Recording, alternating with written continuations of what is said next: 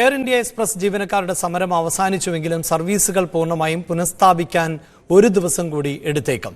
കണ്ണൂരിൽ നിന്നുള്ള 5 സർവീസുകൾ റദ്ദാക്കപ്പെട്ട സാഹചര്യമാണുള്ളത്. എന്നാൽ കരിപ്പൂരിൽ നിന്നുള്ള ദമാം, മസ്കറ്റ് സർവീസുകൾ പുനരാരംഭിച്ചു കഴിഞ്ഞു. വിവരങ്ങളുമായി ഡാനി പോൾ ആണ് ചേരുന്നത്. ഡാനി, വലിയ തോതിൽ യാത്രക്കാരെ പ്രതിസന്ധിയിലാക്കിയ ഒന്നായിരുന്നു ഈ എയർ ഇന്ത്യയുടെ സമരം. അത് പരിഹരിക്കപ്പെട്ടു എന്നതേറെ ആശ്വാസകരമാണ്. അപ്പോൾ പോലും പൂർണ്ണമായ തോതിലേക്ക് ഈ സർവീസുകൾ തിരിച്ചു വരുന്നില്ല. അതിന്റെ ബുദ്ധിമുട്ടുകൾ ഇപ്പോഴും യാത്രക്കാർ നേരിടുകയാണോ?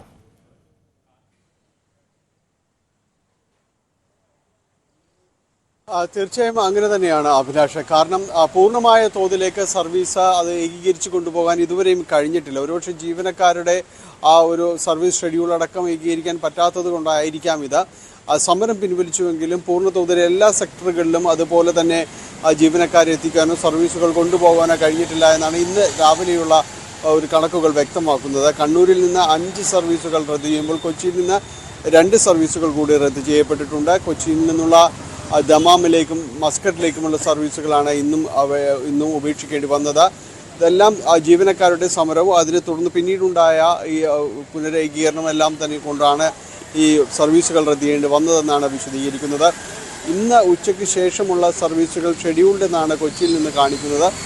മറ്റിടങ്ങളിലും സ്വാഭാവികമായും തുറന്നുകൊണ്ടു പോകാൻ കഴിയുമെന്നൊരു പ്രതീക്ഷയാണ് കമ്പനി നൽകുന്നത്. ഇന്ന് രാവിലെ എത്തേണ്ട യാത്രക്കാരോട് സർവീസുകൾ തടസ്സപ്പെടാൻ സാധ്യതയുണ്ടെന്ന് കമ്പനി നേരത്തെ തന്നെ വ്യക്തമാക്കിയിരുന്നതിനാൽ പലരും തന്നെ എയർപോർട്ടിലേക്ക് എത്തിയിരുന്നില്ല. അതുകൊണ്ട് വലിയൊരു ബഹളം ഉണ്ടാകേണ്ട സാഹചര്യങ്ങളെല്ലാം തന്നെ ഒഴിവായിരുന്നു. എന്തായാലും വരും മണിക്കൂറുകളിൽ സർവീസുകളെ ബാധിക്കാതെ യാത്രക്കാരുമായുള്ള ആ ഒരു മുന്നോട്ട് പോക്ക് ഉണ്ടാകുമെന്ന് തന്നെയാണ് പ്രതീക്ഷിക്കുന്നത്.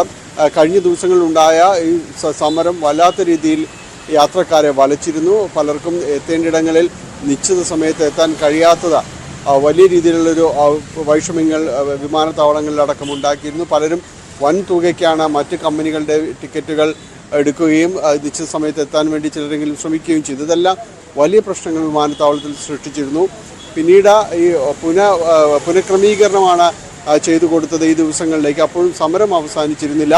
എന്തായാലും ഇപ്പോൾ സമരം അവസാനിച്ച സ്ഥിതിക്ക് കഴിഞ്ഞ ദിവസങ്ങളിലെ യാത്രക്കാർക്ക് ടിക്കറ്റുകൾ അവരൊരു മുൻഗണനാ ക്രമത്തിൽ തന്നെ അടുത്ത ദിവസങ്ങളിലേക്ക് നൽകുമെന്നാണ് വ്യക്തമാക്കിയിട്ടുള്ളത്.